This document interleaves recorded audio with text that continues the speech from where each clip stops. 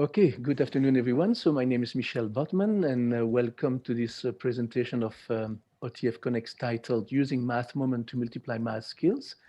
And today's episode is the fifth episode in a series of 10, and it's called Ratios and Rates. And we have Kyle Pearce and John Orr with us. And we are starting 2021 as we ended 2020 with Kyle and John. And they are with us today and for another five webinars until the end of February. And I hope that most of you were with us in 2020, and hopefully that you will keep joining us in the next 2 weeks. And I also want to take the opportunity to wish you all the very best for 2021. As I said a bit earlier, for those of you who are new to our webinars, they are being recorded. And if you didn't follow the first 5 episodes of the series, you can actually go to the OTF website. They are recorded, and you can also find the slides and all the links and actually, not the slides. You can find the recording, and you can find the links and the information to these webinars.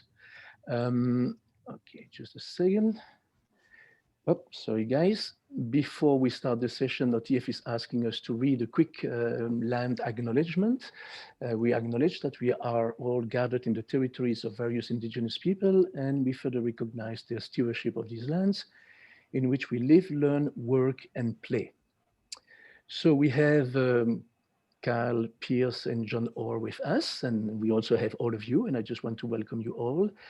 You probably, most of you already know Kyle and John because they are amongst our most prominent facilitators at OTF, and we are working with them very often. So I'm not going to go through their bios, but all I can tell you is that they are multitasking wizards. You're going to see it today. It's really, really interesting.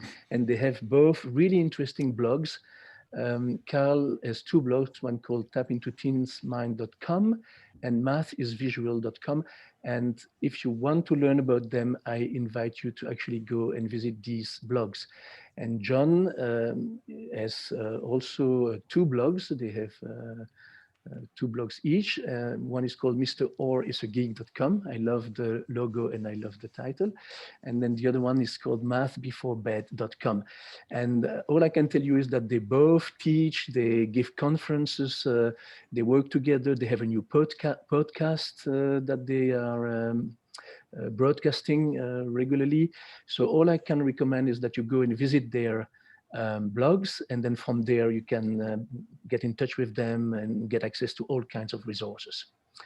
So that's it. It's about 5 minutes after 4, and the introduction is done. So I'm just going to pass the baton now to John and to Kyle, and to let them start the new session. All right. Awesome stuff. It's always great having somebody, what John was saying earlier in the, as we were waiting to start, that we did a webinar earlier this week, and we don't have anyone introduce us. So it's kind of nice to have. Michel, you do such a great job. You make it sound like we know what we're doing. And that's fantastic because who knows? We surely don't, but we're super excited to get going here today. John, before we begin, quick win of the day for you, my friend.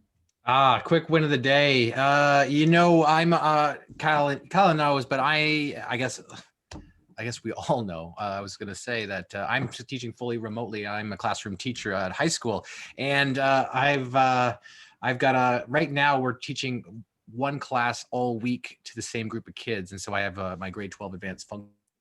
This is the same quick win I had the other day because when we were remote back in the spring, class looked a lot different because it wasn't, say, mandatory. Kids weren't, showing up like they should have been, but now it's mandatory and like everybody shows up every day, all day. It's such a different experience than it was back in the spring, which is my quick win is that I'm still having some good success with breakout rooms. I didn't do it back in the spring, and I think I regretted it back then, but I wasn't, say, synchronous like I am now. And putting our students in the breakout rooms is just kind of such a relief to hear them speak, because I think we talked about this too, Kyle, that we saw in that meme that was floating around the internet that was like, in a grade 2 class, the teacher can't stop the kids from talking and sharing everything that's going on in their lives, whereas in high school you can't get a kid to say a word. And I was just talking with my students today, and I was saying, like, the bystander effect is in full effect in high school. It's when you ask a question, everyone just waits and says, maybe someone else will answer that question. And they're kind of like just hanging out. And I called them on it too. I'm like, I don't know if you guys know what the bystander effect is, but you guys are doing it right now. You're thinking someone else is going to take the lead here, and you don't have to do anything because no one can see your eye, no eye contact. So once I said that, it kind of let the cat out of the bag. And then that's when you're in a big group. And I explained to them, like, when we're in small groups, you all talk. You all kind of turn your cameras on. You all share everything all of a sudden when it's in small group, because you're in a group of 3 or 4 on camera. That bystander effect also kicks in, right? Like there's not as many people to kind of like pawn off. It's now I'm on. And so we're doing a lot more in small group, even in high school, while online, which is totally different than what I was doing in the spring. So big win for me is small groups are a big win in high school. Kyle, Awesome. Big win for you. Super cool. Yeah, big win for me. I got to go in. As many of you know, I am in a consulting role with my district now, which means many different things. But I do my best to try to get in as many classrooms as possible. So today I got to get into a grade 9 class, and we got to do a lesson today with a very open teacher, awesome teacher. And yeah, we certainly had the bystander effect going on. However, it was great to get some of these students. The teacher said, some of the students who haven't said anything all quadmester long actually did do some sharing today, even though it still felt a little bit more quiet than maybe we would like. But to see that culture slowly starting to build today, and I think I'm hoping that this particular teacher is going to stick with it, is a real big win for me. So real excited here. We're full of energy, ready to go into episode 5. John, can you believe it? We've done additive thinking. We've looked at multiplicative thinking, fractions, decimals, percent. And today we're going to be diving into deeper into ratios and rates. Yes. And this is muddy water. I've spent, John, I was a part of a symposium where in Scottsdale, Arizona, with James Tanton and some of the writers of Common Core and many other researchers. And we were trying to organize what is going on with ratios and rates, what matters, common misconceptions. So we're gonna talk about some of those today. We can't dive like completely into it, or we'll be here for 18 months, like I said, but we're gonna try to clear some of those waters. And as we do, we're hoping that you're gonna get some of these other benefits. John, as per usual, we've got one of these real important pieces that we're going to try to draw out again through today's lesson.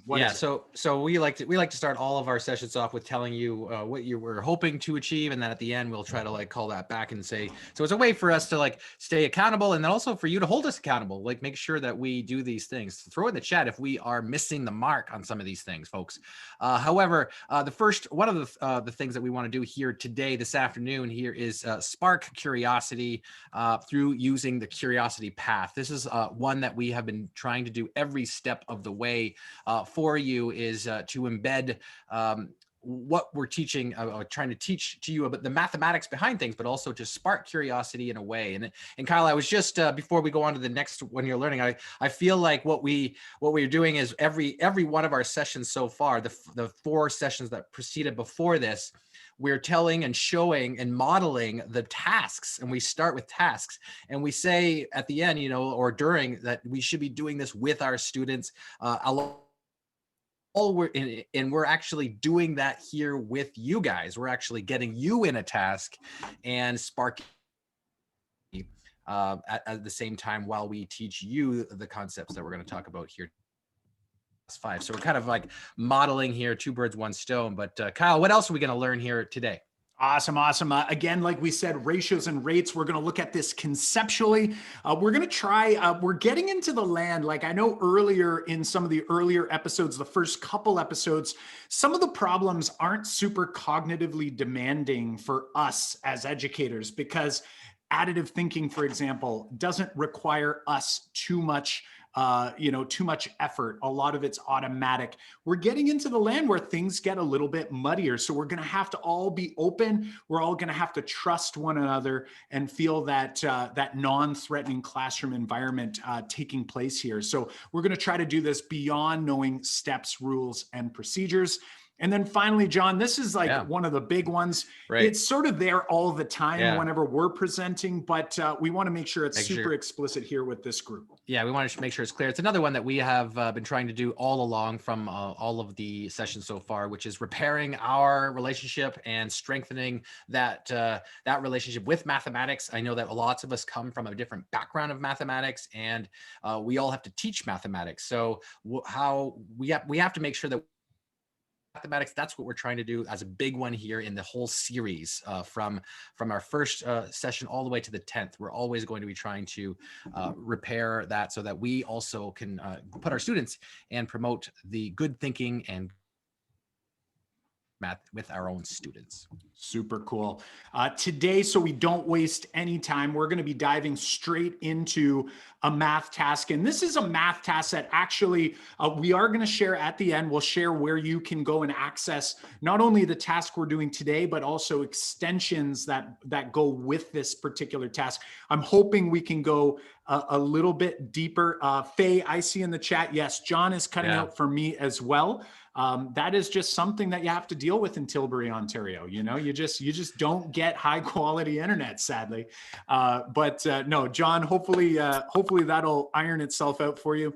But today we're going to try to go as far as we can with this series of tasks. There's so much rich learning that can be had.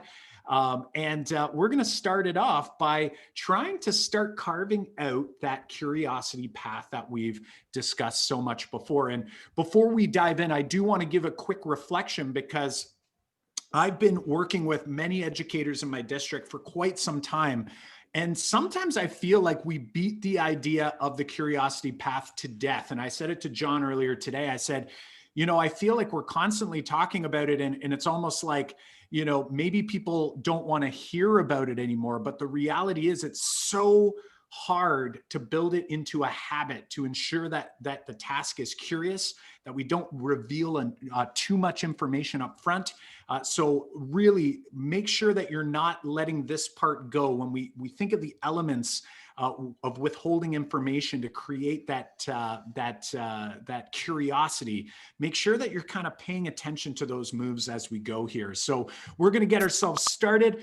We are going to begin with, again, 2 hats on. We want to make sure you have your teacher hat, your educator hat on, thinking about what are the moves that we're making, the pedagogical moves, but also we want you to have the student hat. And I think the student hat's going to become more and more important as the math gets deeper throughout the rest of these episodes. So keep those 2 hats on, and we're going to get you noticing and wondering. Most of you know the routine, but John, reiterate, what are we asking people to do here in just a couple minutes when we get going? I was going to show you a quick video of something, and all you have to do is in the chat, write down anything you notice, anything you wonder. And in the past, we've had, you know, like hold off on sometimes pushing enter in the chat. However, we just want you to let it fly. So as soon as you notice something, you know, hit enter, then put another thing in there. Anything you notice, anything you wonder. It doesn't have to be a notice and then a wonder. It can be in any order you want. Okay, so we want all of these kind of just to fly in the chat for now, and then what Kyle and I will do is read back them as they pop in. Awesome. Fantastic. So if we are ready, I want to make sure people are with us in the chat here. Nice small knit group today, about 60 people with us in the chat. Let us know, are you ready? Are we all clear on what we're going to be doing here? We do not want the bystander effect going on. Yeah, here we go. They're alive. Give us a ready. Here it is. The chat is starting to go. Thank goodness. Here we are. What do you notice? What do you wonder? And like Marcus says, let's fire away. Here we go.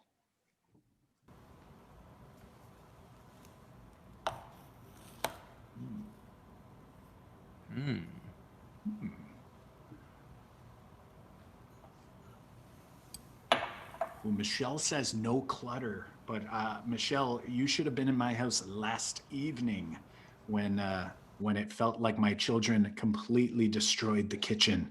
John, what else are people saying, noticing, and wondering here? I'm seeing a cylinder, and then I'm seeing like, that's not a mug. That's not a mug. We can make it hot chocolate. It's a glass. People are really perturbed here, Kyle, about this glass instead of a mug. It's gonna be a hot chocolate. I've actually had notes written from children in other classes and put on Twitter with essentially people pleading with me not to use a glass, a see-through glass.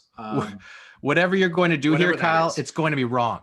It's absolutely. We got lots of good stuff. Cylinder glass. Oh, I like this one. I like this one. Both the same height. Both are the same height. Oh, actually, I don't think I ever noticed that. No, I didn't do that before. But that is actually a very good notice. Interesting stuff. Are we going to make some hot chocolate? I don't know. Is anyone out there, has anyone ever done chocolate milk with hot chocolate mix before? Is that just not allowed? Because I've totally done that before. Let's see. Oh yeah, they're all. Yeah, I see. I see it. A few of us with cameras on are kind of going yeah, I guess, but it's okay. So lots of things going on here. And it says, I think it's okay. It's just powder, so I feel like Ashley's probably more of the quick, what's the quick, Nestle Quick stuff? The Nestle Quick's a little easier. I don't know, to each their own. But as you're sharing out here, lots and lots of noticing and wondering. There's a few things here. Yes, I am going to make hot chocolate. Like Carol's saying, hot or cold water. I'm actually going to do it with hot water. Some kids actually, Kara knows Nana's chocolate milk, which is a great task from, that's a good one too. Dan Meyer. Absolutely. Might there be a ratio involved? This is a good one too, Kyle? I don't know if we want to pause here and talk about a question. I think we should, because I kind of committed what we would call a math felony, a curiosity felony today. So this is a good one, is that we started, this particular webinar saying that we're going to talk about ratios and rates. And so, this person, who is it? Where is it? I missed the name. I think it was Michelle. Yeah. Michelle is I'm sure there's ratios and rates involved here. And for sure. In class, however, sometimes, your students will do the same thing. If you start your lesson by saying, today we're going to learn about rates and ratios and how to solve problems with them. When you pose a notice and wonder question, you for some kids, you're funneling them into this kind of box that they're only thinking ratios and rates. They're only thinking I got to figure out what math is involved here.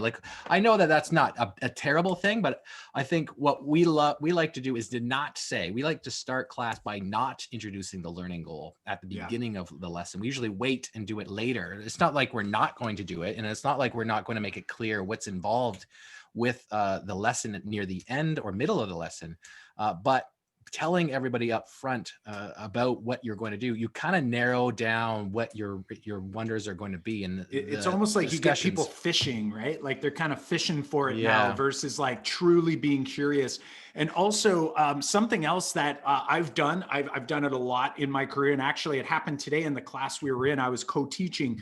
And something else we don't like to do up front is name the lesson. So call it hot chocolate task before we do the notice and wonder. You can do this at any point after, but before, you sort of want to keep it a little bit more mysterious, And I know there's some districts that say you have to have a learning intention. Maybe think about the process expectations that you're going to be handling instead of necessarily saying it's a ratio problem or rate problem.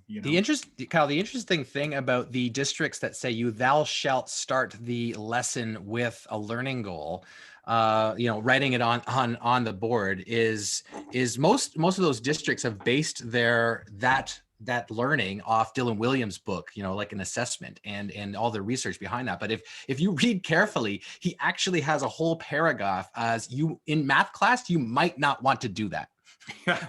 which has been missed. That fact has been missed by so many people, because it's like everyone blankets the "thou shalt start your lesson with the learning goal," because setting the learning goal intentions help students understand better, which is true. Connecting the learning goals that we're looking for in the course to the day's topic is so important. It just doesn't have to happen at the very beginning.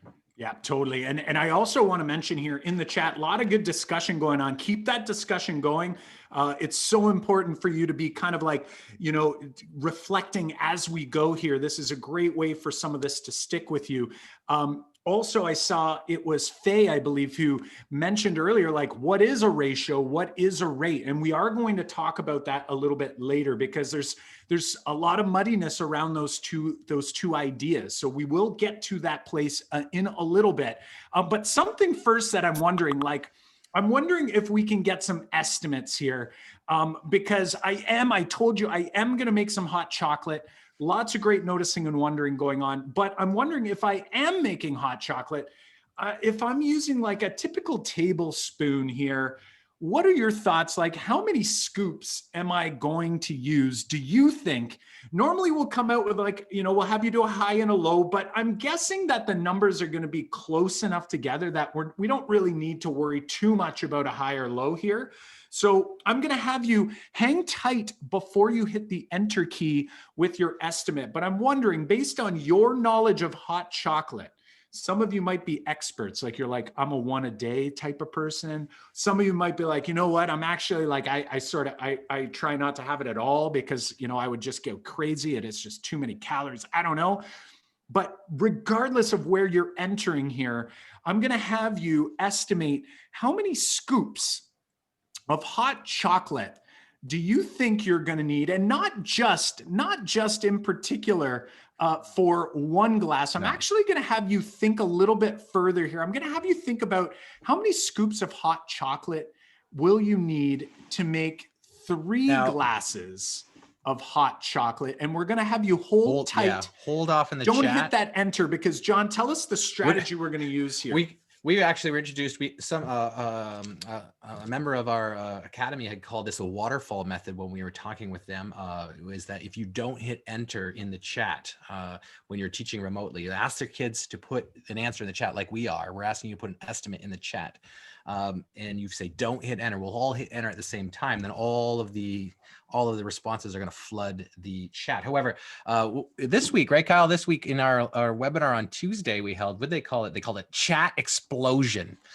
And the chat will explode once we say go. Okay, so type it in, but don't hit enter, and we'll all hit enter at the same time. Right. And John, you'll be the one who counts us down. Right. Someone asked in the chat, great questions. Like, keeping those wonders going is so important. We want students to constantly like ask for more, because it's like you're falling, like you're like putty in our hand at that point. You're like, when you're asking more and more questions, that means that like you're actually curious, you're actually wanting to find out. And someone had asked about like, how big is the scoop? And I don't know if you could see it now. I moved the slide along so you can see that that's the spoon there on the counter. So you can also see like the darkness, like the density. What would you call that? The lumosity? What would you call it? No, is that different? I don't think so. I don't know. But you can see the concentration of how chocolatey my hot chocolates are over here. So that might influence your number of scoops. All right. Before we do hit enter here, I wanted to say one more thing about that, Kyle, is that when students will ask a question like that one that we just referenced about, like, I want to know more, give me more, right? Like, these are great. Like Kyle said, these are great, but sometimes you might speed through that. And I remember when I first started doing problems like this that followed the curiosity path, and I didn't spend enough time on that stage right there. So like, asking for more is really important, because when a student says, I want to know more, stop and go, okay, this is the great teacher move. I think we talked about this in a past episode here too, is like, you say, okay, if I told you what that answer was, like if it was like, how big is the scoop? You say, what would you do with it? And all you do is sit back and listen, because that student because they're asking, they're starting to do some problem solving, right? They're starting to think of strategies. And then when you ask them, what would you do with it? they're developing a strategy on the fly. And then when they explain that to you, you're gathering formative, formative feedback, formative assessment on their strategy, their thinking. It might not even be related to rates and ratios because we haven't told anybody that we're doing rates and ratios, but maybe they're already thinking of what they would do. But you're going to learn so much about their problem solving ability from just listening to that. And that part right there, if you did not ask kids to like say, what do you want to know more about?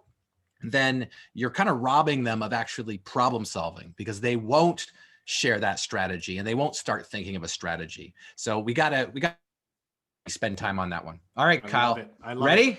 All right, now Marianne accidentally hit the enter key already, but gave, yeah, look at that. She's like, shoot. She was excited. Accidentally hit that.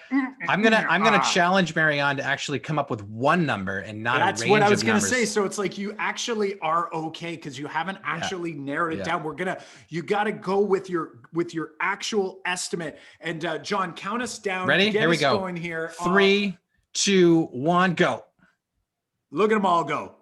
John, I'm seeing all kinds all over the place. I saw 9s, I saw 12s, I saw 6, I saw, I even have some people that are like, well, if it's heaping, then it's going to be this amount. And if it's not, it's going to be this amount. I love it. I'm seeing, here's what I noticed, Kyle. I don't know what, I'm sure lots of folks notice things. Scroll back up through, folks. Tell us one thing you notice about the estimates that have come on in. Have a look at the estimates and then just say, what do you notice about those estimates? And then we'll talk. Yeah, like look at these. They're whole numbers. Lots of people saying multiples of 3. But it was curious. Like I did see an 8. So I'm like, that would be curious. Like most of everyone else has got 3. I'm curious about the 8. What are we thinking here? I wonder if Tim Hortons is like they're like, well, listen, where is it? We're going to I'm going to call it her. This is Gabriella. Gabriella, I'm going to call you out. I'm wondering, can you tell me more? I'm very curious about the 8. Yes. That's I think there's a story there. I think there's some strategy here. I think there's some thinking here. Can you talk to us? Turn your mic on if you're brave enough. I know you are. Share John, us about the 8. So confident. Honestly, I just thought that if I could, let's say, just a little bit in each, it's probably like 2 in each, and then add a little more here and there, and that would probably come up to the 8 or so. You gotcha. Totally know that's how I do it. I make a protein shake every single morning, and I totally do that. I never do like a perfect scoop. I gotta do a little extra. So I love it. I love that strategy. I love that thinking. And then also too, think of where you could go with that with students. Like if you were to tell them that's how many, and it's not a multiple of 3, you got to get them thinking fractionally as well, right? So there's all kinds of reasons why that could be a great way to go. So we had lots of people, again, as usual, we like to, jot down different estimates. These were some of the estimates that came out in some of the classes I've been in the past. Some people say 3, like they're like, well, if there's like a scooper and they want to make it like really easy to do, or some students say like, well, my mom says we can only have 1 scoop because it's not healthy for me, right? So there's so many different reasons why these values might change. But again, we want to make sure that we give people an opportunity for the estimate. Now, today here with you, friends, this could be a really rich task as is in a primary classroom. A lot of interesting things happen when you do this task in a grade 3 class. You learn a lot about students and where they are. But as you go older through the grades, really, this is just to kind of get them hooked in. This is just to get them thinking. And at this point, I actually share with them. I actually give them an opportunity to celebrate. So my friends, if you check out how many scoops we actually use here, you are more than welcome to celebrate in the chat if the number matched your number. I don't know if anyone caught how many went into that single glass. We're going to do it again with the 2 other glasses. There were 3, absolutely. So we do have a total of 9 scoops. However, for some of our younger grades, I just want to give you some thoughts or something to think about here, that as we're in young grades with young students, they tend to do things like this, like they tend to draw. And actually, some of the students that I worked with, they lose track of the count because they start like shading in like a glass full of hot chocolate, and they sort of lose the ratio that we've actually shared with you here today, that actually there are 3 scoops for every 1 glass. The ratio is sort of lost. So like trying to nudge them along and help them to model, use their drawings to help them model and still see the ratio that's emerging here is really important. Some students might even use cubes or counters and toss them in glasses like this. This is super abstract for a lot of young children. I'm wondering in the chat, like, folks, can you help us out here? Why might this be abstract to represent 3 glasses with 3 scoops in it represented kind of like this here? Like, why is that abstract for students, do you think? And if anyone wants to turn the mic on, feel free to throw your hand up and share. John, you seeing anything interesting coming up in the chat here? Of course. I think a common one is that it doesn't look like it. It's like, what is those dots, right? Like I thought that too, Kyle. Of like, well, what dots are scoops? Like, isn't it like filled? Isn't it filled? Like that's kind of weird. So like Liza here is like, this will be confused. Like can't compare with how much water is going to go in there, right? Like that seems like the water fill around it. It's not 3-dimensional. Circles, like Ashley saying. Yeah, circles can't give the ratio to the whole. That's not how gravity works. I saw by Victoria. That's awesome. Yep, that is not how it works at all. The circles don't fit and fill. They don't float. Powder doesn't look like that in real life. So it's like, like kids, especially young kids, are not going to like abstractly make this abstract representation of this scoop of powder being a circle, right? It's a counter. You're using a counter, but you're substituting this abstract representation of the scoop with this counter. That's a hard thing, I think, for young kids. Yeah, and as we're looking here, and I see the Hill 001, I like the name, my friend, said relates to ice cubes. And like, I'm actually out. The question I was going to ask next is like, if you were in a younger class and you wanted to explore with these numbers, with this context, what might we do? And like using ice cubes could be it. Hot chocolate and ice cubes, not a good idea, but it could have just been like a regular drink with 3 ice cubes going in every glass. I've seen some teachers do it where they're like, well, instead of it being scoops of hot chocolate, like we can still do the estimate at the beginning, but then I can change it and I can modify, I can ride the context and say, you know what? We put 3 marshmallows in every hot chocolate glass. That's another way to kind of keep it a little bit more concrete for students, because you'll see here as we go, we're kind of trying to nudge students along, and we want to give them this opportunity to meet them where they are and then nudge them along. And then you'll notice that we're starting to get a little bit more abstract. And eventually what we might see students start to do is something like this. And this is where you are getting right to a place where we're still concrete, but they're taking this real world scenario and they're representing it in a more abstract way. Even though in our minds as adults, this seems very concrete. To a student, they're like, well, that is not what a glass of hot chocolate looks like. And that isn't how the powder looks once it's in the glass. So slowly nudging them along this continuum is so important. And you might have students that, maybe have them just loosely collected in each circle. If you remember back when we were exploring multiplication, we were talking about this idea that students tend to group very unorganized, and we try to help them create some more mathematically structured models as we go. And we can maybe nudge them along to do something like this, where now we have these glasses ready to rock and roll. All right. Something else you might encourage them to do. I love that, Lisa, chocolate bomb. Something else we could do is we might even have them maybe color code things and then encourage them to start thinking of this linearly.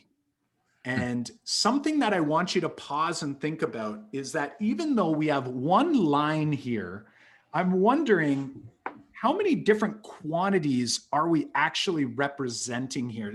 If anyone's willing to share in the chat, feel free to share with us, like, where do you see the context that we just saw? Where do you see it in this particular representation? How could you describe it to us? If anyone wants to turn the mic on, let's get a hand up. We'd love to see it, or just turn on the mic and share away. We would love to hear it.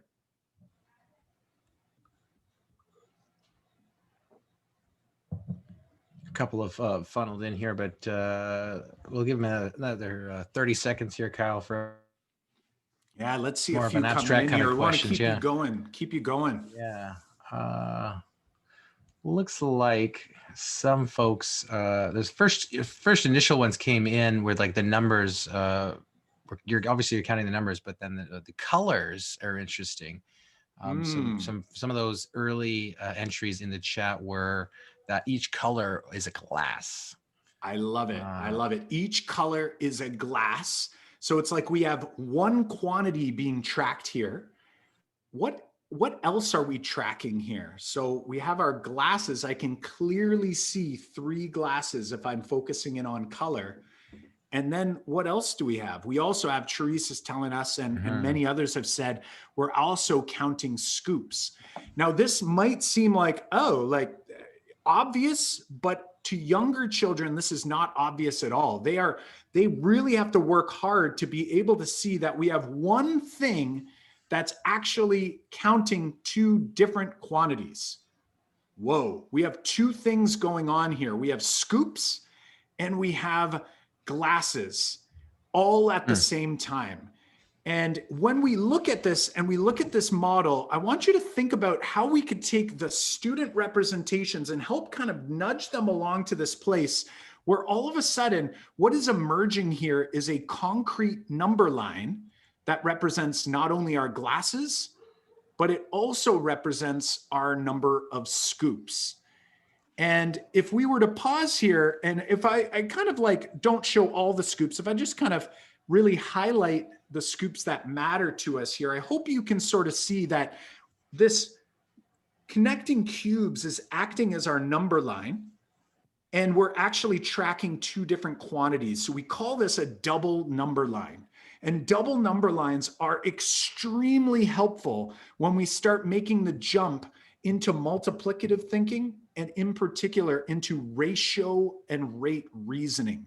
So we're actually looking at this thing and going like, wow, I've got 2 things I'm tracking and I'm noticing something. We want students to see that it's like when my scoops change, my glasses change in a very similar, predictable manner, right? So that's a piece that is so key and so important here. Right.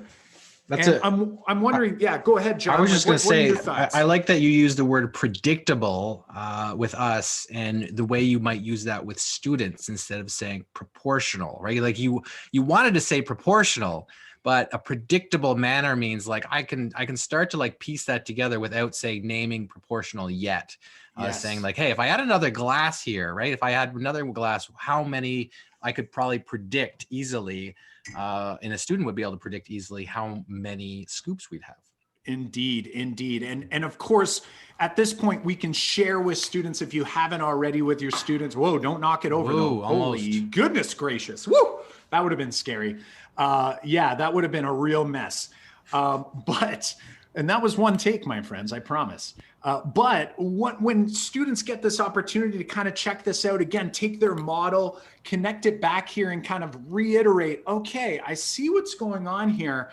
Of course, as you can imagine, the actual work is not complete, but I didn't want to jump over that piece with you because I'm really going to be pushing, and John is going to be pushing you to model your thinking with a couple of the questions that we're going to share, some extensions for us to dig into here. So as you can see, we definitely have 9 spoonfuls.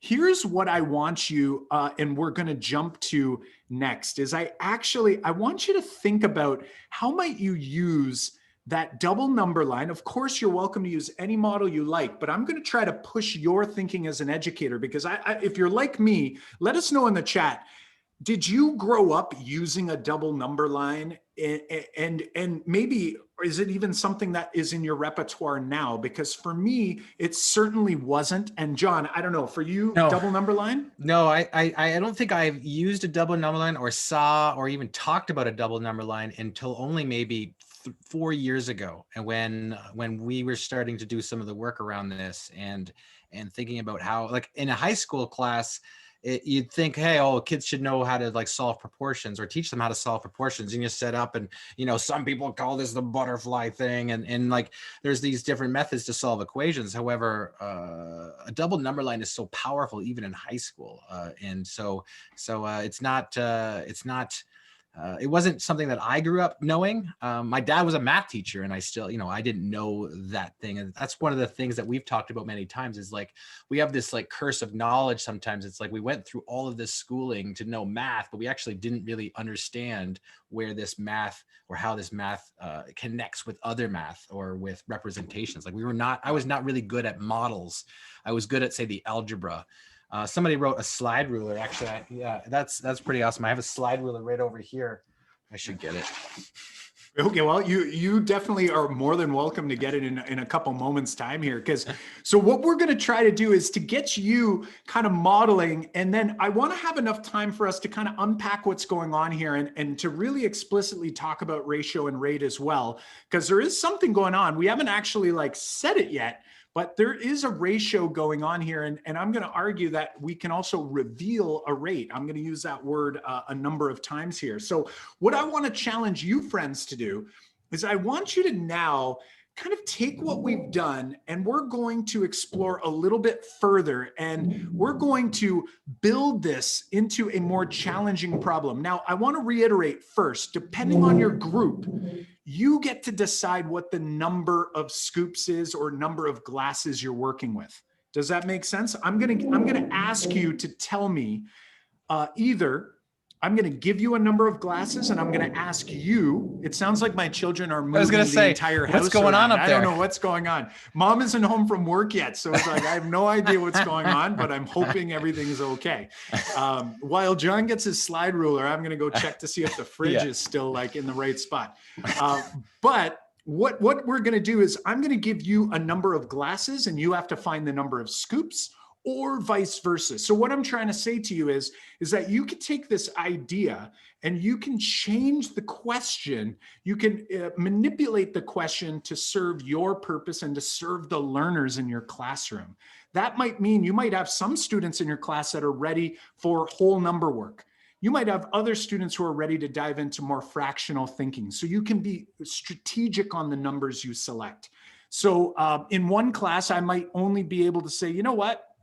Let's explore, if there's 21 scoops of powder left, how many glasses could I create? So how many friends could I invite over for a party in order to ensure everyone gets a glass of hot chocolate? Today, I'm going to challenge you with this one right here. And normally we would make an estimate. We're not going to do an estimate this time. We're going to go right to the gusto, and I'm going to challenge you to model your thinking. If I tell you that there are 55 scoops of powder total, there's no tricks here. Don't worry about like, well, does it include the glass there or not? I want to know how many glasses could I create of hot chocolate, knowing what we know about the mixture, that there's 3 scoops in every glass, and we only have 55 scoops of powder left. I'm very, very particular about counting how many scoops are left because I want to make sure I have enough for me. So we're going to challenge you to do this. We're going to challenge you to model it some way. It can be digital if you want, or it could be on paper and you could take a photo of it later. We are going to open up a snapshots room for you to upload an image of your solution. Take your time. You might mess it up if you've never used a double number line before, but think of how might a student go about using this tool. And then once you come out with a solution, I want you to challenge yourself to think of like, what other ways could you have solved that problem leveraging this tool or maybe another tool of your choice? All right, John, I'm going to let you reiterate what I said just because I blabbed on there. reiterate, and I'm going to get this this room open for All snapshots. Right. All right. So we're going to give you some time here. Your job is to figure out how many glasses of hot chocolate. Oh, it's gone. How many? I got it here. How many glasses of hot chocolate can we make if we have only 55 scoops of powder left? Okay, so there's only 55 scoops. Kyle has figured out how to count scoops that are left inside that hot chocolate bin, and he knows there's 55 left. And your job here is to show thinking. And the idea here too is like, we know, we talked about this last week, or sorry, not last week, the last time we were together, is that we know you are all educators, and you know some you know probably how you could break out a calculator to do some of this. We don't want you to do that. We want you to think, if I was using no calculator, because I'm going to encourage you to not allow your students to use a calculator, is how would I do this without a calculator? And also, how could I model it? Like, how could I draw this? Or how can I show a diagram of this? Like, we want to see some connections here. And what we want to do is we want to make those connections. Maybe it is a model we've already showed you here today. Maybe it's a different one.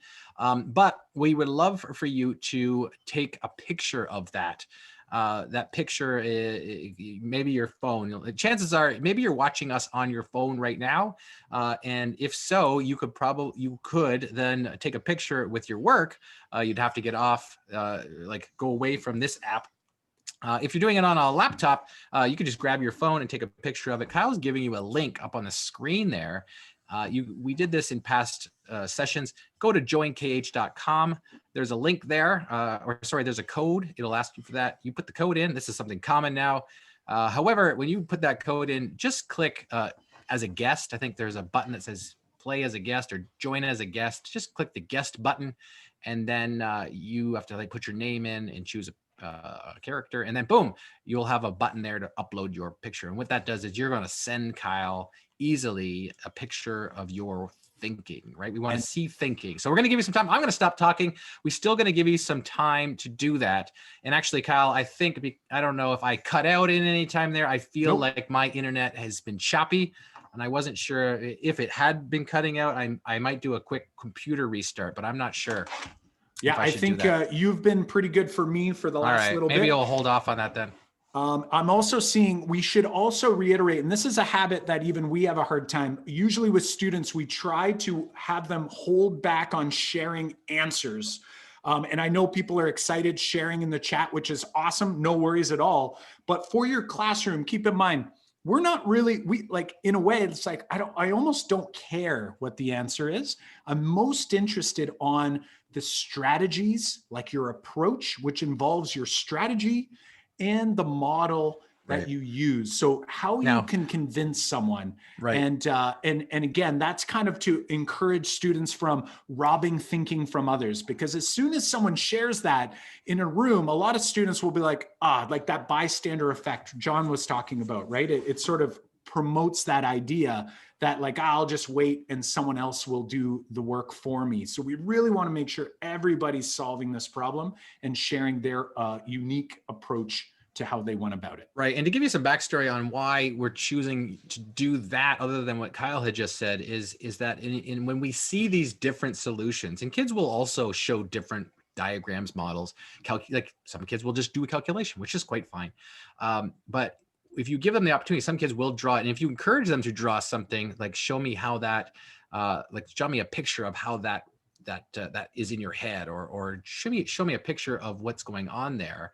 The more kids, when kids do that, what's going to happen here, and what you're going to do, and why we're choosing you to do this, is that we're now going to look at these different models, these different solutions, and we're going to show connections between them.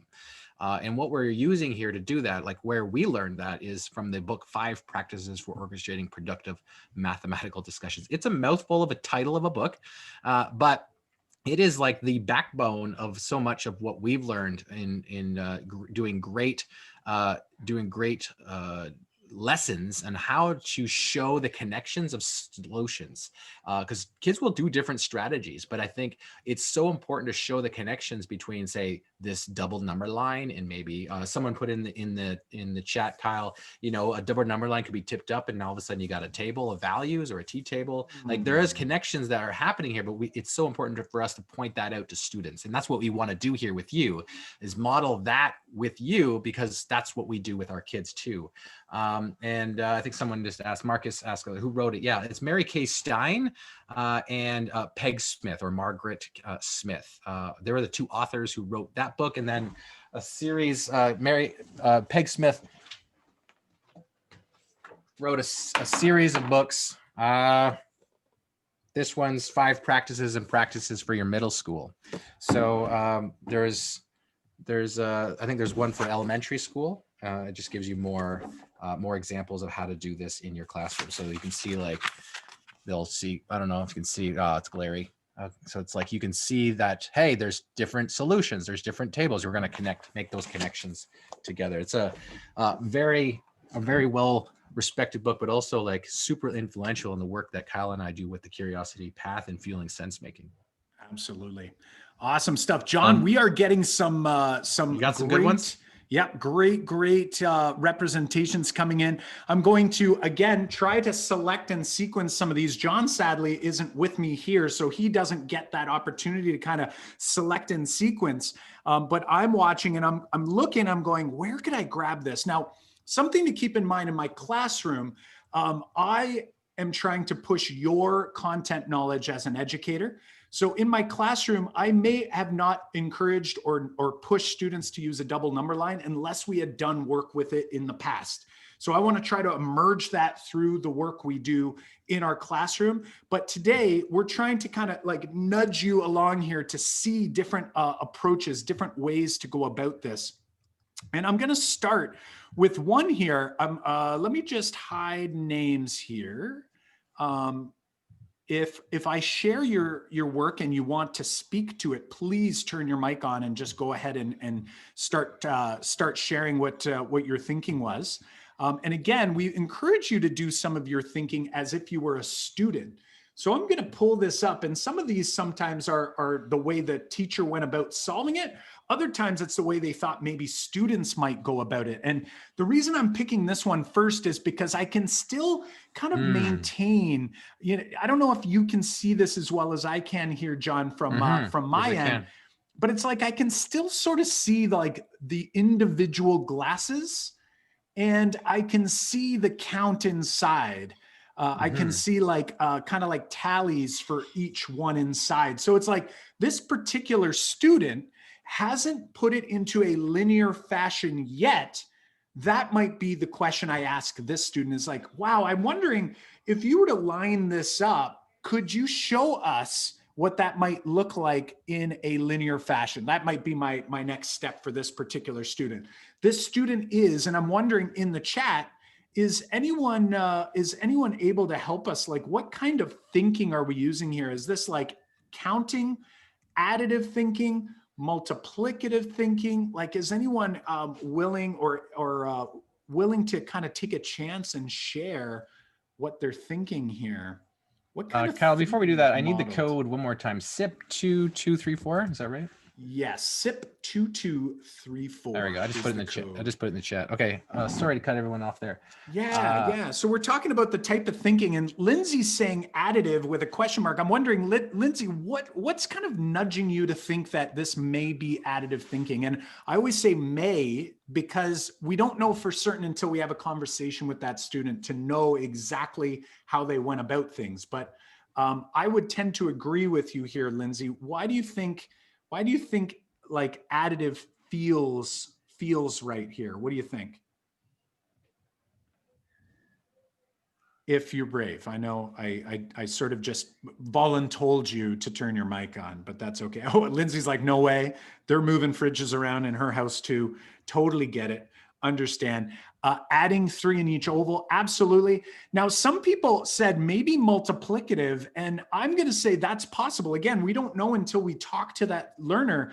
But if I look at the 24 plus 24, where did we get this 24? And it sort of looks like, maybe there's like this 12 And then there's another 12 to give me 24. And then it's almost like they've got like a doubling going on. Yeah, then the doubling happened. So they multiplied by 2 after that to get 48. And then we're like, okay, what about 48? Ah, there's 50. Okay, 2 more to get to 50. You know, like you can see some of that in the diagram here.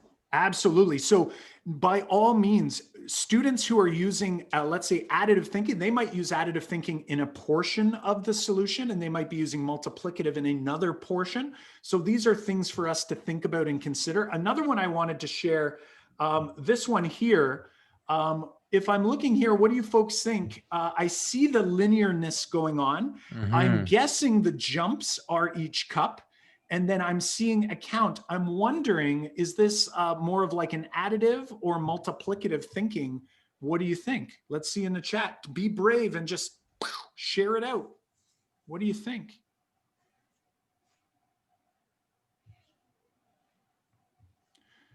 So we see kind of a little bit of a split. Yeah, it's definitely, I think there's definitely like, well, they're say adding 3 every time, so it's additive, but then it's like, well, when I go by multiples of 3, is that multiplicative? You know, like there's definitely like this like blurriness between these two ideas. Yeah, this idea right here, I'm gonna again, we don't know until we talk to this particular learner, because this learner may have done it multiplicatively and then they represented their thinking this way and they didn't use it as a tool, right? So again, conversation is key. But when I look at that, assuming the student went 3, 6, 9, even though it's repeated addition, which we know is what we kind of think of multiplication as, they're using that more of additive thinking to help them get to the answer. Now, one that's really cool, and I really like sharing, this is a great way to look at that. Like, it becomes very clear to me that this particular individual used both a multiplicative strategy through doubling and also an additive strategy. And this is a place where you want students to be flexible with both, because sometimes when you use multiplicative, in this particular case, you didn't end up with whole numbers. So they might want or feel more comfort going back to the additive when they get closer to their values. So I love this thinking. Great stuff going on here. And I'm hearing some friends saying, like, we could take this and like turn this into a table. And my friends, that is so true. I hear some people giving Pam Harris some love in the chat. You are absolutely correct. I want to make sure that everybody's as clear as possible here.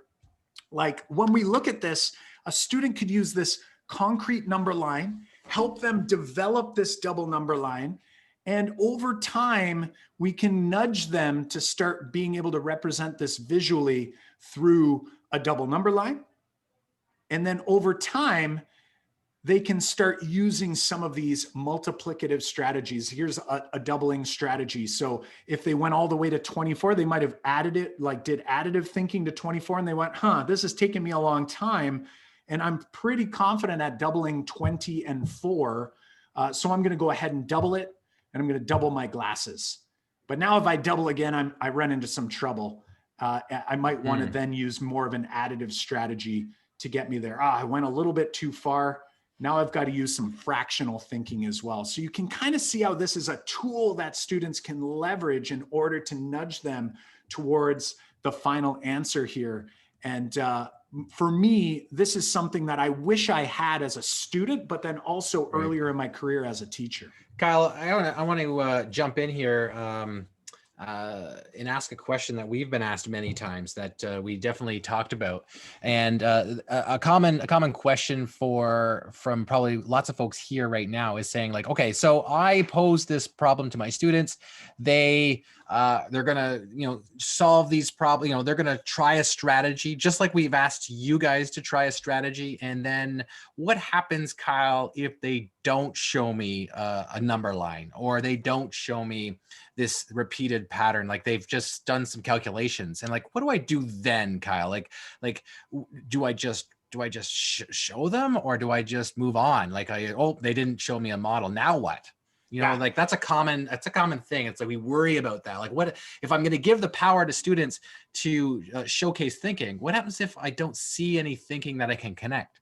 Right. Absolutely. When that happens, more questions are necessary. And oftentimes, like, I guess how I would describe it is when I'm walking and in the moment, it's so much more difficult to try to think on the fly as to what students may have done when they were solving. So asking questions is huge. A little harder in the pandemic as we're teaching online right now. But like John, like you said, breakout rooms is so key in order to be able to have more of these discussions. And it looks like someone just came and showed up on the scene there for John's house. Awesome. I love it. My girls they're getting dinner ready. So they wanted to ask me something. So, so you wrote it on a piece of paper. Yeah. But anyway, what I think is so key is asking and continually asking the student to convince you. And that's where like we do this, like we play as if we don't know the answer. And if we truly don't understand, and sometimes it's for real, like I don't understand how they got to the answer. It's the right answer, but I have no idea why that works. And I think it's such an opportunity for us as educators to show students that we don't know everything. We don't know every strategy out there. And sometimes too, like a student might say, is this always going to work? And I will always put it back to them and say, I don't know, but I think we should explore this further, right? Mm-hmm. So giving them this opportunity to kind of like make sense of it for themselves, because sometimes they know it's right, but they don't know why. And if they're on shaky, that's like having a house of cards. I got the right answer today. What happens when the math goes up a couple notches and I wasn't really sure why it was right here? Now I'm lost. But if I can build that understanding here, you might have that student that comes up with the right answer, even using mental math. I'm going to push them because I'm like, how do you know that's true? And if you can't convince me, then I am not sure whether you're right. And I'm not sure whether I can say you're proficient in this area of the math. Right.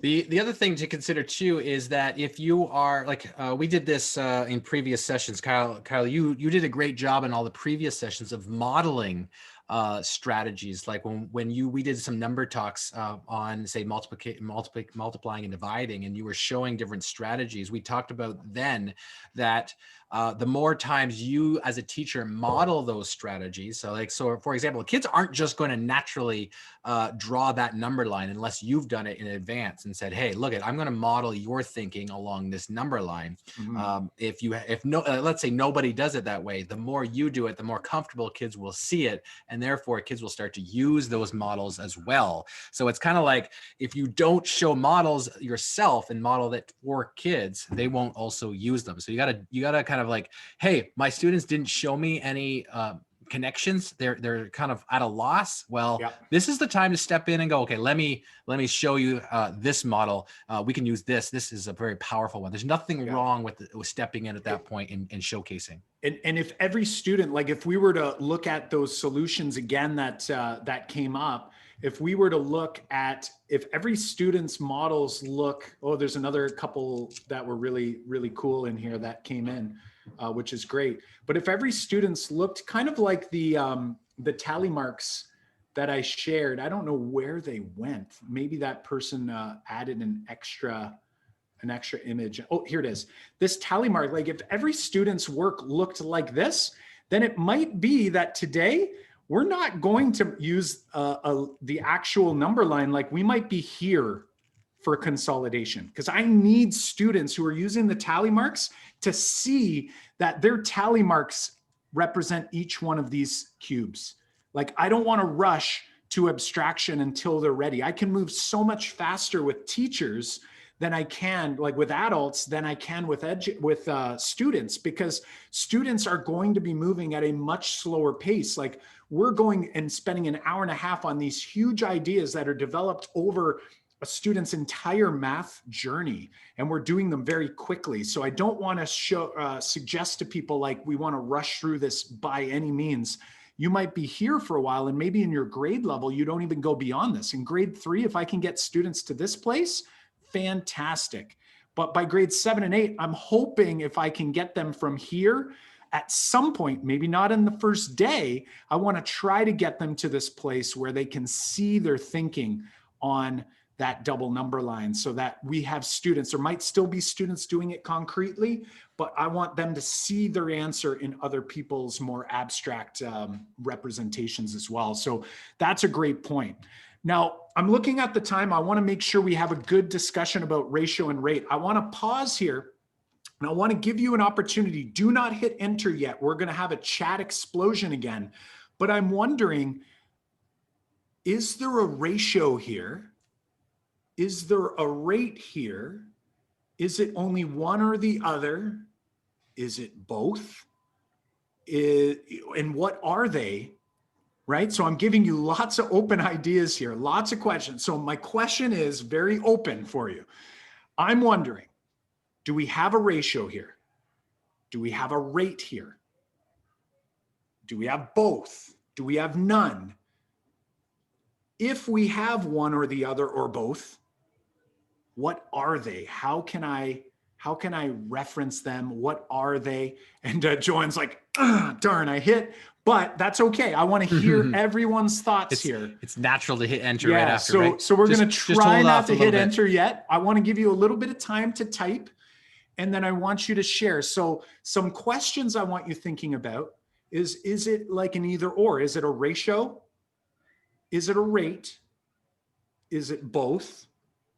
And then what are they? I'm saying they, if it's one or the other or both, what are they? Okay. Right. All right. And there's a muddiness here. So I'm curious to see what comes out. And by all means, there's no judgment here because my understanding of ratio and rate continues to change. You know, like I would tell groups of kids 5 years ago something completely different than what I'd tell them now. And I bet you next year, I'd probably tell them something different as I continue to learn more deeply about these ideas. So we'll give you some time here. And then, I don't know, what do you say? Another 20 seconds or so, and then we'll do the chat explosion. Yeah, so hold off on enters and then we'll push enter all at the same time. Awesome.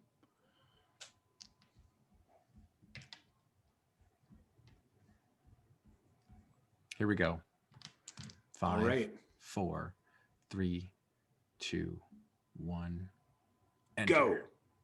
Let's see them all. Oh, I think we just made a horrible situation for ourselves, John. Now we have to try to read all of these. Actually, a lot of them are similar. So we got a lot of ratios, and then like I like this, Kyle. This is interesting. 3 scoops per glass. Ratio is 3-to-1. The 3-to-1, 18.3-to-1 is another ratio, which is interesting for sure. And Kyle, I love this one here. It's like, is ratio scoops glasses, so scoops to glasses, even though they are different measurements, or is that a rate?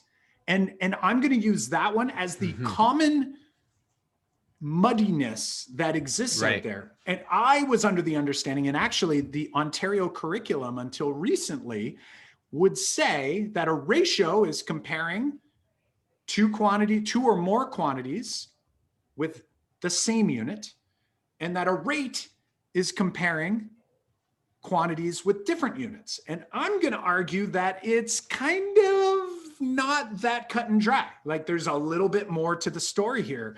And we're going to talk a little bit about it. One thing that I feel very confident is that everyone sees the 3-to-1-ness here, right?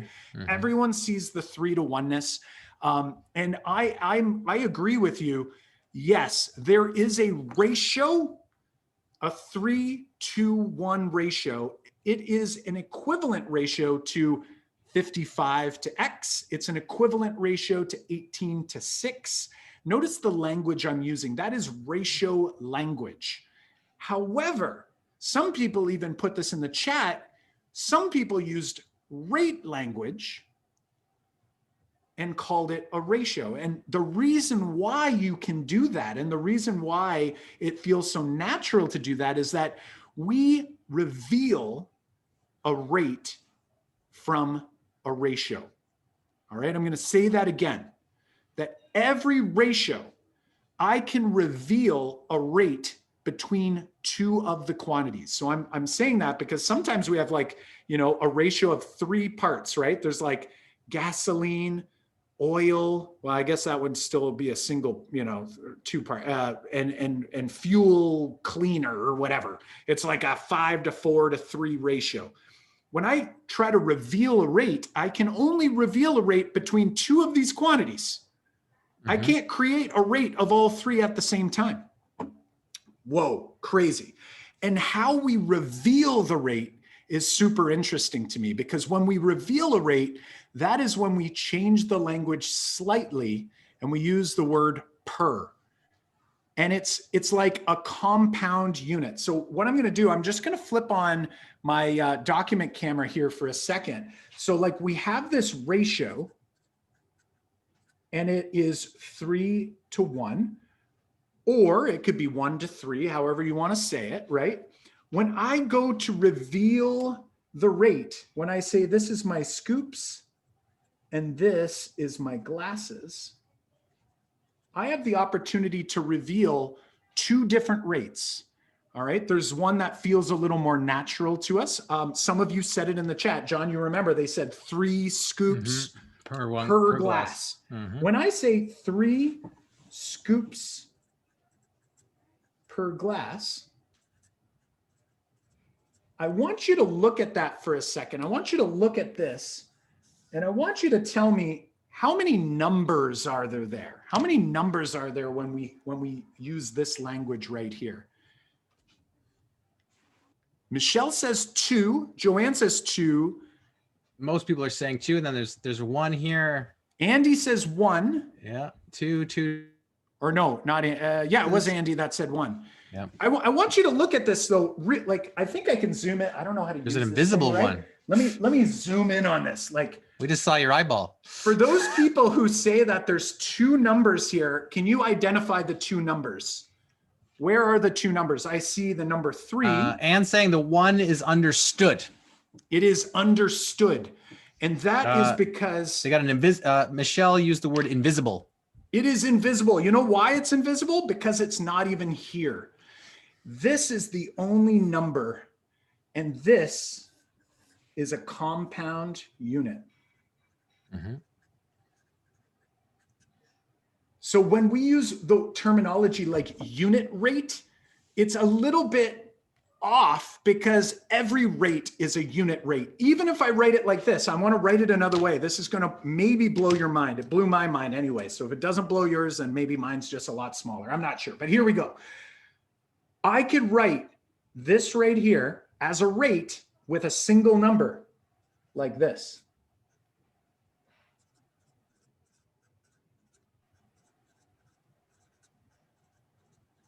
And actually, if I want to reveal the other rate, and I do it this way, I could write it this way.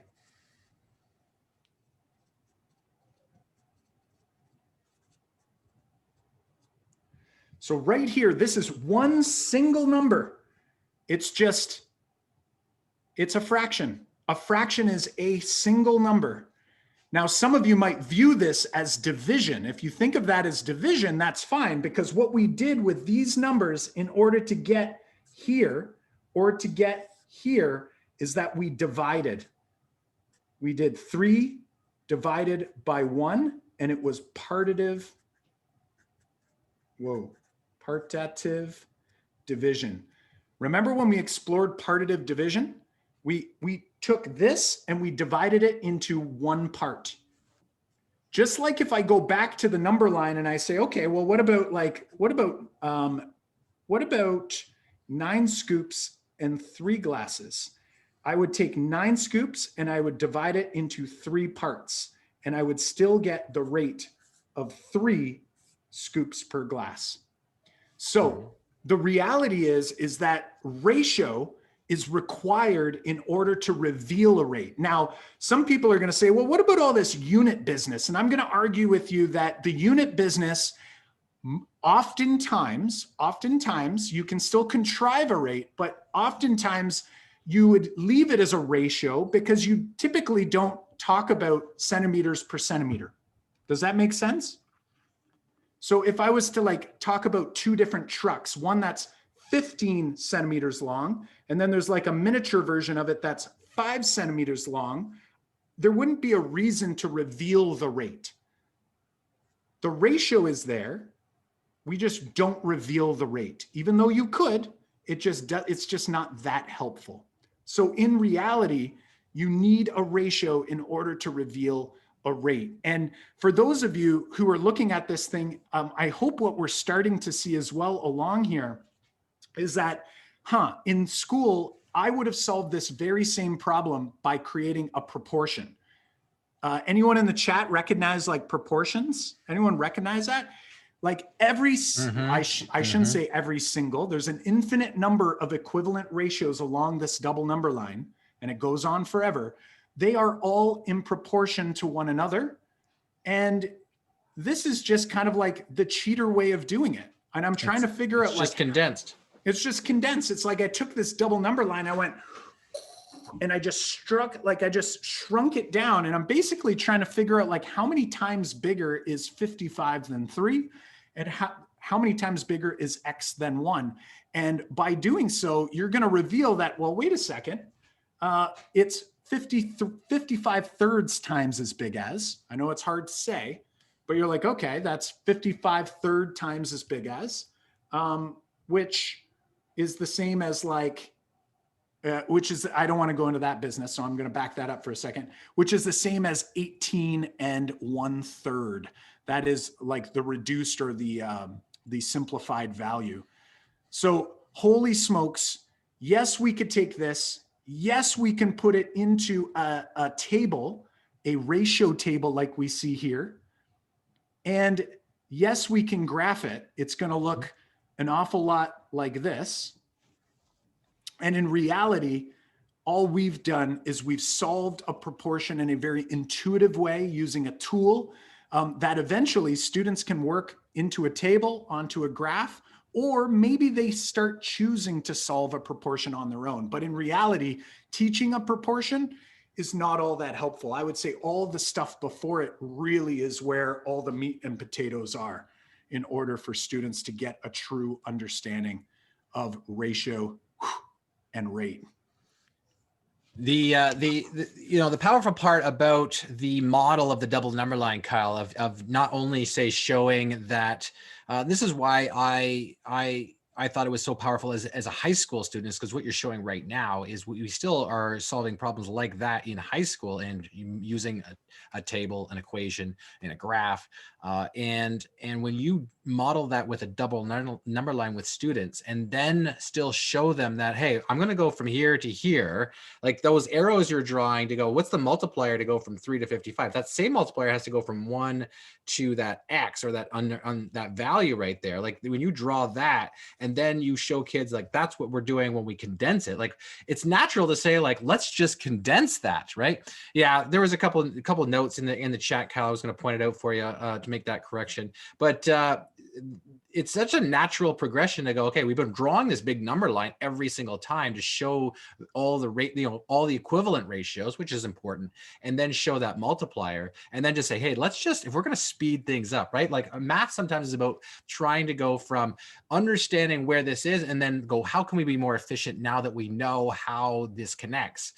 Is like, boom, now we can do this, and then go, okay, well, that was useful to solve that problem. Well, what else is useful? Showing it in a table so that I can draw a graph is also useful. Like this nice, like the double number line is what we call, I think we borrowed this phrase from Kathy Fosno, right, Kyle? It's like a power tool. It's a tool that, this model that we can use that stretches. It goes from lower grades all the way up into high school. And it's a tool that sometimes is often overlooked, but so important because we can use it in lots of different places and lots of different grades. It's a vertical tool. Absolutely. Absolutely. And I'm going through the chat too, and I wanted to address another piece.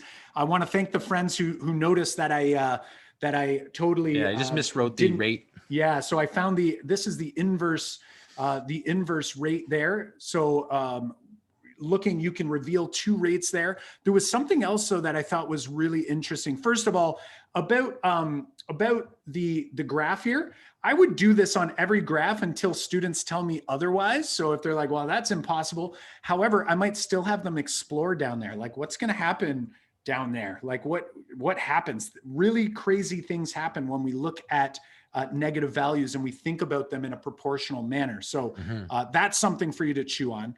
Something else that people brought up that I wanted to get to, they had mentioned. Yeah, the interesting thing, just while you cue that up, Cal, is like the interesting thing about that question of extending it into quadrant 3 is like the pattern that we were seeing, or the relationship between those two quantities, is true, you know, going forwards into positives and negatives. It's only the context that says, hey, we got to stop here, or we start at 0, right? It's the context. That pattern exists, like y equals 3x, or that ratio exists for you know, an unlimited amount of quantities forwards, backwards. It's just us talking about glasses and scoops that says, you know what, let's cut it off here and only talk about positive numbers.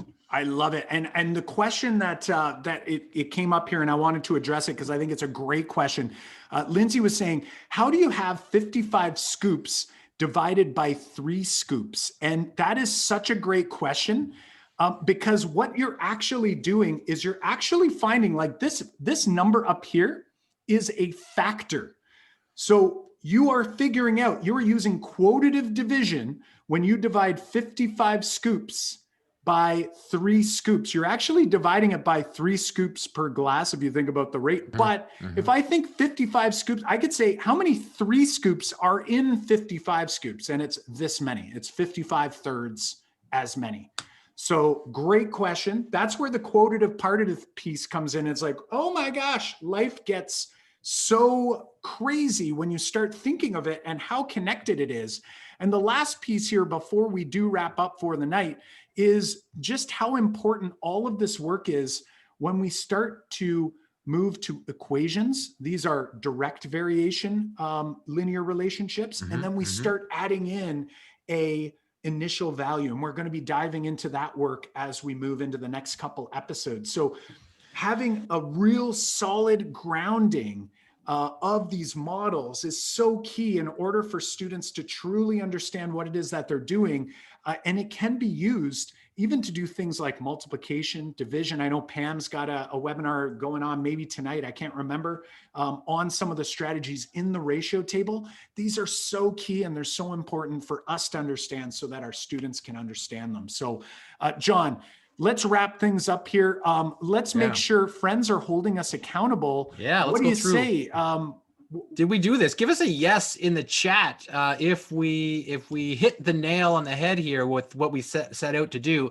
One thing we said we would do is spark your curiosity so that you could spark your kids' curiosity. We gave you an example here on how you can use the curiosity path. We didn't discuss what the actual curiosity path is here in this episode.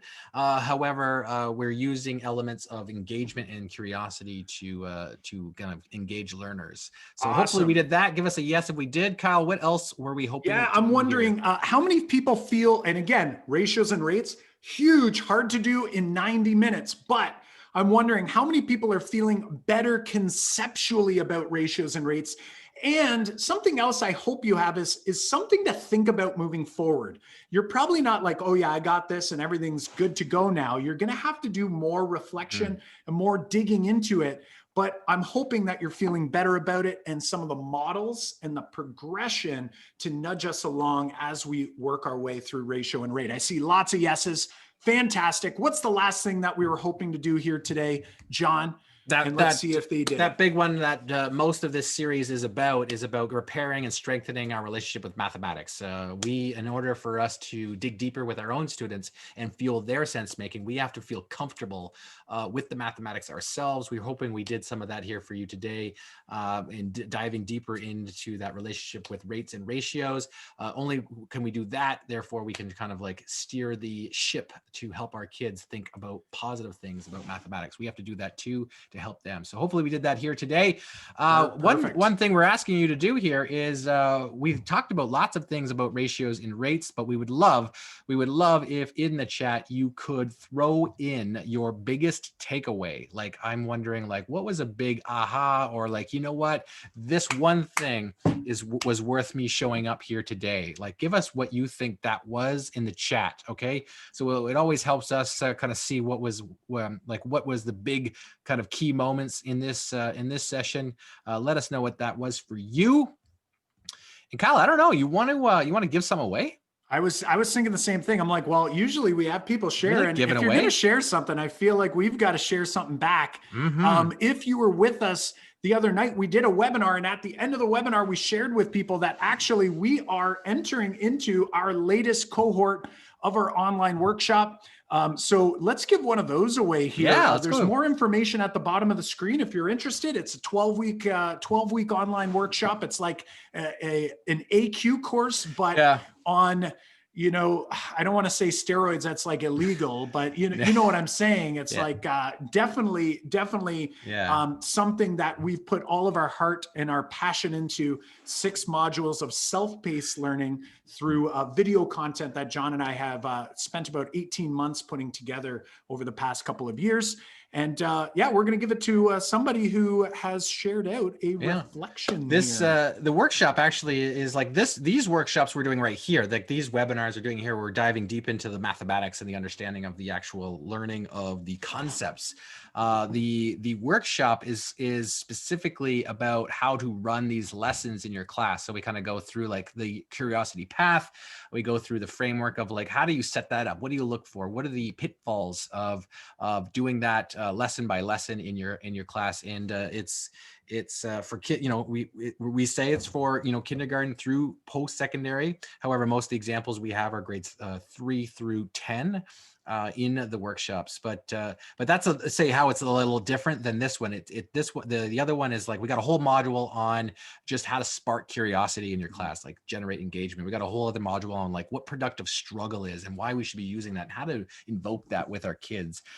So we're going to give 1 seat away. Like Kyle said, we are running enrollment right now, and we close enrollment. So it's not like always open to do this.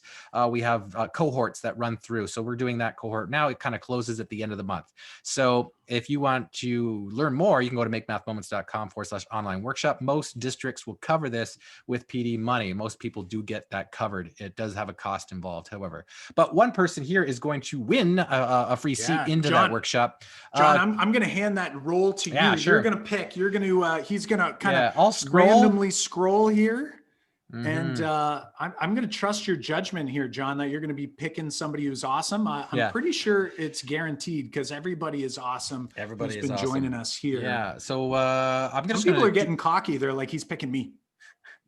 I'm just going to, I did a couple scrolls in the chat, and now I'm just going to point. Okay, everyone. And that person will win entry in this cohort's entry. Here we go. Oh, you're pointing at me? I got my screens over here. My screens over here. Sorry. Annabelle Wong. Annabelle Wong was the first one I pointed to. The double number line is revolutionary for me. Super. Annabelle, you have just won a free seat in the Joanne workshop. says, hey, that's not me, John. She said you were picking me. Fantastic awesome stuff. Congratulations. Everyone give congratulations over to Annabelle in the chat. Annabelle, to get you hooked up, what we need you to do is if you get emails from us, as we send emails out quite regularly for folks, you can hit reply on any one of those emails. Now, if you don't get emails from us, you could head to that link that's on the bottom of the screen. There's a little button in the bottom corner that says ask for help or talk to us. I think it's like a tech thing, but that goes right to us. So if you I threw the email in the chat as well. All right, there you go. You got multiple ways. It's like just like solving a math We will get you hooked up. Awesome. Friends, it's been fantastic. We're going to hand it back over to Michelle, the most awesome OTF host there is. Thanks a ton, everybody. We can't wait to dive back into this. We're back next week, right? Next week, we are. Next week. Let's do it, my friends. Thanks for hanging out with us. Fantastic, guys. Thanks so much. And I just need a few more minutes because I want to share a few more things with you. And first of all, I want to say thank you. I'm going to first quickly share my screen again. Just a second. Okay, we are back to my screen. And I just want to really thank you again for this fantastic session. I mean, I only repeat myself. I pretty much say the same thing at the end of every session, but it's really fantastic. I really enjoy them a lot. And they're really creative, and I see all the participation, and I can see that the teachers are loving them. So it's a great success. So it's a really, really great success. For me, as someone that was born in Belgium, because if you wonder what my French accent is coming from, my Pink Panther accent, I was born in the French part of Belgium. I love the chocolate exercise. Obviously, I could not miss it. And it reminded me of a story when I was a kid and I was in primary school.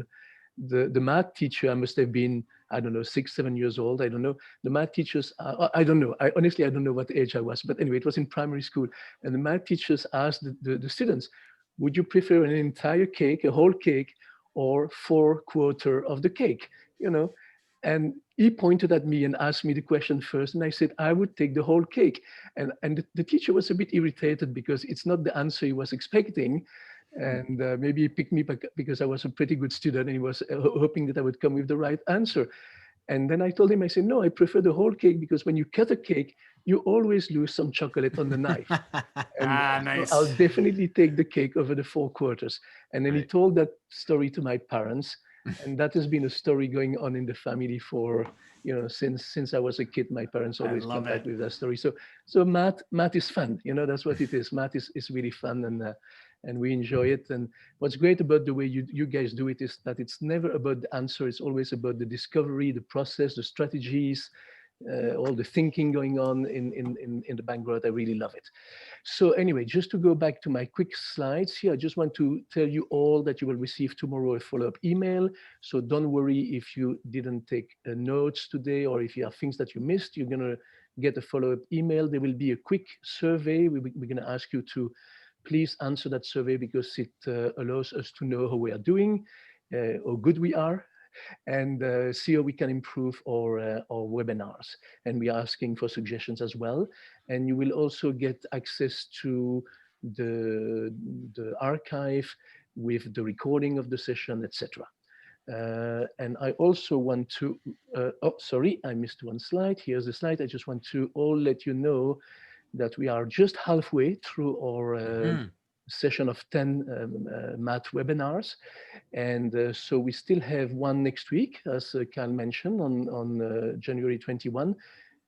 Actually, pretty much almost every week until February 18. So the 21, the 28th of January, then the 4th, the 11th, and the 18th of February. And that will be the last session. 18th of February will be actually the last session of this season. And you can see we have all the subjects are listed there, and you can go to the OTF calendar to register yourselves. So that's it. Thanks so much, guys. I really appreciate it. Thanks, Kyle. Thanks, John. Thank everybody. Thank you. Thanks, Marianne. Thank you, Michelle. Thanks, everybody. Thanks, everybody. Take care. Thanks for all participating. We loved it. Awesome. Thanks so much. Have a great one, my friends. Stay safe, stay healthy. We'll see you next time. Talk soon. See you next week. Bye, everybody. Thank you.